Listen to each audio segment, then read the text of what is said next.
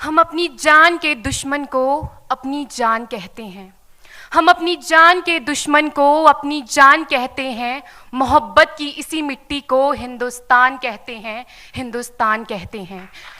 जो दुनिया में सुनाई दे उसे कहते हैं खामोशी, जो आंखों में दिखाई दे उसे तूफान कहते हैं। जो ये दीवार का सुराख है साहब, जो ये दीवार का सुराख है, चाइना, अमेरिका, पाकिस्तान साजिशों का हिस्सा है, मगर हम इसे अपने घर का रोशनदान कहते हैं, अपने घर का रोशनदान कहते हैं। परम सम्माननीय निर्णायक मंडल के सदस्यों, सभा में उपस्थित सभी गणमान्य व्यक्ति, मैं नेहा वर्मा देश प्रेम और राष्ट्र निर्माण के उपलक्ष्य पर अपने कुछ विचार आप सभी के साथ साझा करना चाहूंगी। आजादी का असली मतलब वही समझ सकता है जिसने कभी गुलामी की हो। हम सौभाग्यशाली हैं कि हमने स्वतंत्र भारत में जन्म लिया। यूं तो आजादी की लौ 1857 में ही जल चुकी थी, जो वर्षाल बनकर 1947 में हमारे देश को आजाद कराई। प्राचीन, मध्यकालीन और वर्तमान भारत के उदाहरणों से स्पष्ट करना चाहूंगी कि जब हम फिरंगियों के फेरे में फंस गए थे तो रंग दे बसंती चोला की एक आवाज पर टोलों के टोले उमड़ आते थे और उनके वंदे मातरम के नारों से खून में आने वाला 5-5 डिग्री का तूफान अंग्रेजी शासकों की जड़ों में तूफान ला देता था। लोग मर जाते थे, मिट जाते थे, फांसी चढ़ जाते थे, तो वो भी अपनी देशभक्ति साबित कर रहे होते थे, क्योंकि ये उस दौर की देशभक्ति की कसौटी थी। उसके बाद 62, 65 और 71 के युद्धों में अपना सुहाग गवा देने वाली औरत, जब घर के हालात ये हो जाया करते थे कि प्यार भी भरपूर गया, मांग का सिंदूर गया, नन्हे नौनिहालों की लंगोटियां चली गई, छोटी छोटी बेटियों की चोटियां चली गई, बाप की कमाई गई, भाई की पढ़ाई गई, ऐसा एक विस्फोट हुआ पता ही चला नहीं, पूरे जिस्म की ही कई बोटियां चली गई। और आपके लिए तो एक आदमी मरा है साहब, किंतु मेरे घर की तो रोटियां चली गई, मेरे घर की तो रोटियां चली गई वाले हालात पैदा हो जाने के बावजूद भी एक माँ अपने बेटे को सरहद पर दुश्मनों की धज्जियां उड़ाने के लिए भेज देती थी और उसे पत्र लिखाकर ये भेजा करती थी कि अम्मा ने खत लिखा है बड़े ही चाव से, पुत्र मेरे ना घबरा जाना, 1 इंच भी पीछे ना हटना, चाहे इंच इंच कट जाना, चाहे इंच इंच कट जाना। इस तरह पूरा परिवार अपनी देशभक्ति साबित कर रहा होता था।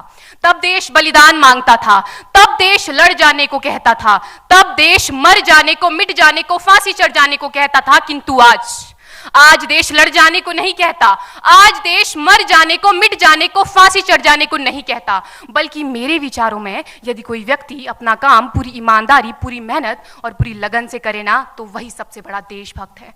मैं नहीं मानती कि फेसबुक और व्हाट्सएप की डीपी को 3 रंग में रंगना ही देशभक्ति है। और यदि आप कहेंगे कि साल में 2 बार हाथ में तिरंगा ले लेना देशभक्ति है, तो मैं पूछना चाहूंगी कि फुटपाथ में रहने वाला वो बच्चा ट्रैफिक की छांव में नंगे पांव में जब तिरंगा बेच रहा होता है, तो क्या इसे आप उसकी देशभक्ति कहेंगे? ये उसकी देशभक्ति नहीं, उसके पेट के भूख की शक्ति है जो उसे ऐसा करने पर मजबूर करती है। क्योंकि ना मस्जिद को जानते हैं, न शिवालों को जानते हैं, ना मस्जिद को जानते हैं, न शिवालों को जानते हैं। जो पेट के भूखे होते हैं ना, वो सिर्फ भोजन के निवालों को जानते हैं, वो सिर्फ भोजन के निवालों को जानते हैं। अपने परिवार, अपने समाज, अपने देश के लिए समर्पण का भाव है देशभक्ति। और हर देशद्रोही के जीवन में आने वाला तूफान है हमारी सच्ची देशभक्ति, ताकि हर देशद्रोही ये समझ सके कि अगर तू परिंदा है तो ये आसमान तेरा है, अगर तू दरिंदा है तो ये शमशान तेरा है, भाईचारे से रहना है तो रह इस जमीन पर, वरना ये कब्र भी तेरी है और यही कब्रिस्तान तेरा है और यही कब्रिस्तान तेरा है। लेकिन एक देशद्रोही से ज्यादा देशभक्ति तब आहत होती है जब एक बेटा अपने बूढ़े माँ बाप को वृद्धाश्रम की चौखट पर छोड़ आता है। कर उठती है वो देशभक्ति जब मुसीबत में फंसे लोगों की जान बचाने से ज्यादा हम सेल्फी लेकर अपने लाइक बढ़ाने में लगे रहते हैं। आज के इस दौर में वो युवा जिनके ऊपर जिम्मेदारी थी अपने देश, अपने समाज, अपने राष्ट्र की आशाओं को बांधे रखने की, वही युवा अब 4x4 इंच की छोटी सी स्क्रीन पर अपनी कोमल अंगुलियों के घर्षण मात्र से अपनी भावनाओं की इमोजी भेज रहा है। 4 बोतल वोडका, काम मेरा रोज का ने भारत का भविष्य तबाह कर रखा है। हम ना एक ऐसे समाज में जीते हैं जहां लड़कों से बात करता देख जो भाई हड़काते हैं, लड़कों से बात करता देख जो भाई हड़काते हैं, वही भाई अपनी गर्लफ्रेंड के किस्से घर में हंस हंस कर सुनाते हैं। और मैं बता दूं, महिला सुरक्षा के मामले में हम आज भी 4थे नंबर पर आते हैं। हम ना एक ऐसे समाज में जीते हैं जहां पत्थर की मूरत को लगते हैं 56 भोग और भूखे नंगे तड़पते सो जाते हैं लोग, भूखे नंगे तड़पते सो जाते हैं लोग। मजदूर को मजदूर समझिए, मजबूर नहीं। गरीब को काम दीजिए, दान नहीं। और अगर दान देने के इच्छुक हैं तो जीते जी रक्तदान दीजिए और मरने के बाद अंग दान देकर किसी मरते हुए को जीवन दान दीजिए। यही सच्ची देशभक्ति और यही सच्चा राष्ट्र प्रेम है। ना सरकार मेरी है ना रब मेरा है, ना सरकार मेरी है ना रब मेरा है, और ना ही ये बड़ा सा नाम मेरा है। बस इतनी सी बात का गुरूर है मुझे कि मैं भारत की हूं और ये भारत मेरा है और ये भारत मेरा है। परंतु एक वैचारिक बीमारी हमारे समाज में मुझे नजर आती है। कहा जाता है हम दुनिया के सबसे बड़े लोकतंत्र हैं, जहां हिंदू पैदा होते हैं, मुस्लिम, सिख और ईसाई भी पैदा होते हैं, लेकिन बदकिस्मती है अब इंसान पैदा नहीं होते। और मेरे विचारों में ना हिंदू की जरूरत है ना मुसलमान की जरूरत है। राष्ट्र निर्माण के लिए केवल अच्छे इंसान की जरूरत है, केवल अच्छे इंसान की जरूरत है। जरा सोच कर देखिए, ये पेड़ पौधे और शाखाएं भी परेशान हो जाएं अगर परिंदे भी हिंदू और मुसलमान हो जाएं। एक शैक्षणिक बीमारी भी हमारे समाज में मुझे नजर आती है, और बड़े ही आश्चर्य की बात है जिस देश ने पूरी दुनिया को तक्षशिला और नालंदा देकर के विश्वविद्यालय शिक्षा की बुनियाद रखी, आज विश्व के 100 सर्वश्रेष्ठ विश्वविद्यालयों में हमारा एक भी विश्वविद्यालय खड़ा नहीं हो पाता। जहां एक और हमारे पास IIT, IIM और NIT जैसे शिक्षण संस्थान हैं, तो वहीं दूसरी ओर इस देश के गरीबों को बेरोजगारी की जमात में खड़ा करने के लिए उनके हाथ में सर्व शिक्षा अभियान का झुंझुना पकड़ा दिया जाता है। और मैं बता दूं, इस शैक्षणिक बीमारी का केवल एक कारण वो ये कि हमारे देश की शिक्षा नीति केवल 2 तरह के लोगों के लिए बनती है। पहले वो जो विद्वान हैं और दूसरे वो जो धनवान हैं। इसी तरह की कई गजब की बीमारियां हैं, और इन बीमारियों की जो जड़ है ना, वो हमारा अंधविश्वास। और मेरे विचारों में जब तक इस देश का युवा अपनी सफलता के लिए मंदिरों में जा जाकर नारियल फोड़ फोड़ कर भगवान को रिश्वत लगाता रहेगा, हमारे समाज का शिक्षित वर्ग ही बिल्ली के रास्ता काटने पर खड़े हो जाना, अपने धर्म अपनी जाति को ऊंचा मानकर दूसरों के धर्म की अवहेलना करता रहेगा, तब तक ना तो इस देश से अंधविश्वास खत्म होगा और ना ही हमारा राष्ट्र निर्माण संभव होगा।